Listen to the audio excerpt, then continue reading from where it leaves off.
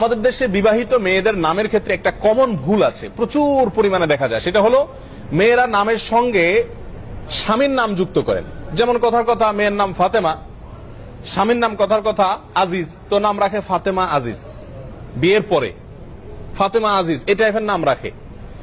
তো এটা ইসলামের দৃষ্টিতে সঠিক না, কারণ কোরআন কারীম আল্লাহ সুবহানাহু ওয়া তাআলা বলেছেন উদউহুম লিআবাইহিম, তোমরা মানুষদেরকে ডাকো তাদের বাপের নাম দিয়ে সম্বন্ধ করে। আপনার নামের সঙ্গে যদি যুক্ত হয় সেটা আপনার বাপের নাম যুক্ত হতে পারে, স্বামীর নাম না।